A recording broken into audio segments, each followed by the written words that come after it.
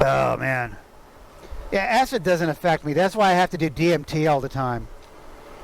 Like, DMT is like short and intense. That's why I do it. But also because it's easy to produce. DMT is easy to make. That's what's so great about it. But you just gotta have the right stuff. You gotta actually get it from the toad. You have to lick a toad to get high off DMT if you do it right. That's the truth. Because if you're smoking DMT, you're always getting this second hand, I guess. You're getting DMT second hand if you're smoking it. Because you have to keep smoking it. You have to smoke it like 10 times. You just have to keep hitting it. Until it takes you over the edge, and then you don't know where the edge is anymore. You know? But it has a horrible flavor.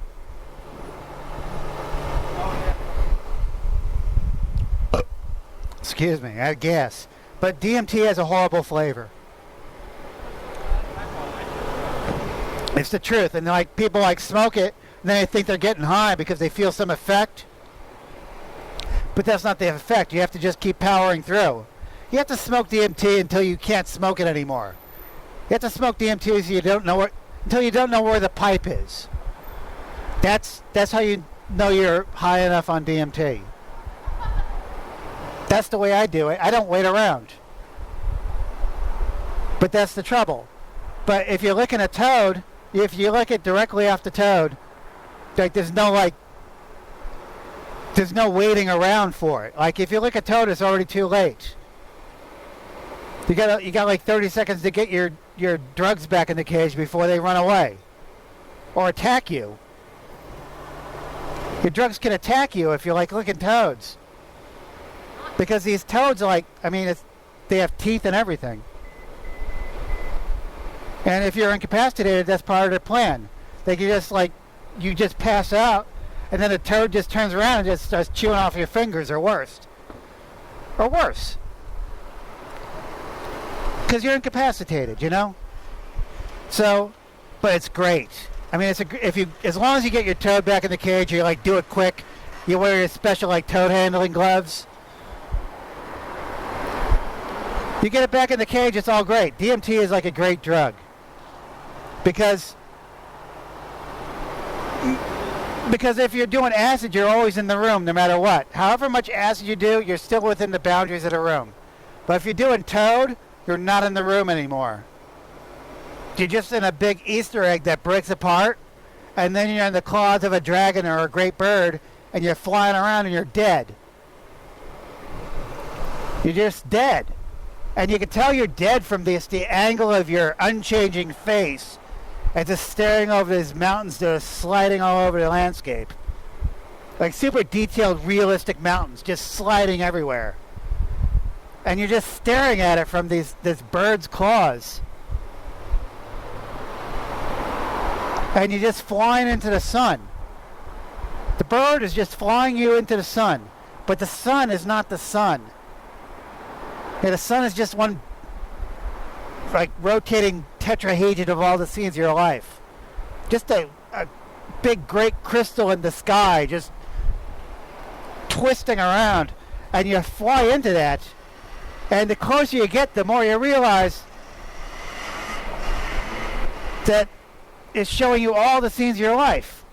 It's showing you every picture of your entire life. Everything. But 85% of these scenes are just pictures of Barney Rubble. And the rest of it is just you. And you just realize you're like on some ancestor trip for new souls. And just as you realize this connection you have with the universe, you just wake up. You just wake up in bed. And you're just sitting up in bed, and you're fully awake. And you're just sweating, and you can smell colors. You can just smell colors, but colors smell like gummy bears if gummy bears are made out of ammonia and copper. It's just this horrible, it's not a horrible smell, it's actually kind of like, I don't know, you feel like you've done something. You feel like you've done something to yourself internally. It's not like the blood smell. It's just a burning synaptic smell. And you go, oh, this is permanent damage. Let me do some more toad. And then you do more toad. That's why it's so great. That's why it's the best drug ever. Because it's the only drug that can have sex and make more drugs. It's the only drug that can have sex and make more drugs. You never have to visit a dealer. Ever again. If you have two toads. If you have two toads, you never have to visit a dealer. You just breed drugs in your bathtub. Like some sea monkeys. You just gotta have like enough like insects in your bathroom to feed these like tadpoles and turn them into drugs. It's like watching DMT like happen in real life. It's fucking great. Like these amphibians, you know? Oh man. But that's great. But the only trouble is like toad is like a banned substance. Toad is a banned substance. It's a class 2 substance. It's a felony if you have them. It's actually a felony. You got a year in jail if you're caught with a toad on you. And you get 8 years in jail if you have 2 toads. Because it's like you're implying that you're going to distribute drugs. Just if you have 2 toads, because they make a bunch of toads. You're just breeding drugs in your bathroom. Ugh. Oh. Ugh. I'm just saying I'm in business. I'm in business. I actually I breed live drugs for a living. It's a special market because a lot of people are afraid of dying of fentanyl. There's a lot of people that are afraid of dying of fentanyl because fentanyl is in everything. They actually put fentanyl in weed. People die because they have shitty weed and they put fentanyl in it. But you can't get dead from like licking toads if they're laced with fentanyl, because then it's just a dead toad. Like the fentanyl will kill it.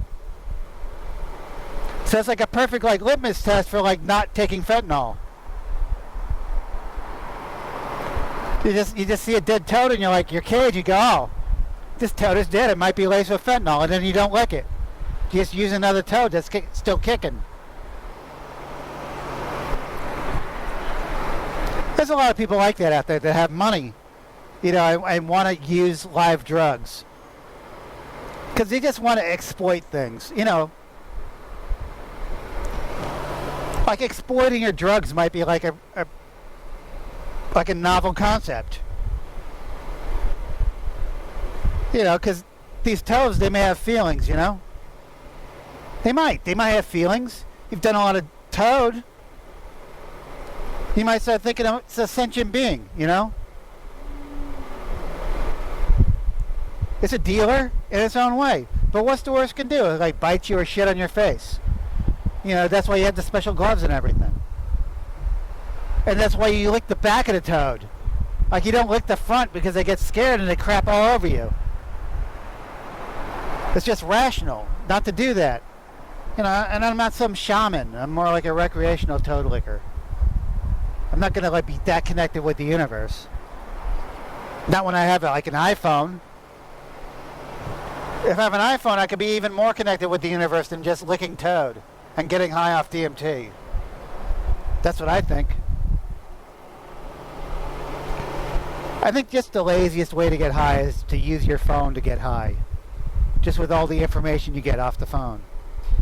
Just looking at memes, That's how people power up. Yeah. I'm actually a mad scientist because I read all those memes on Facebook and I think they're scientific journals. Ugh.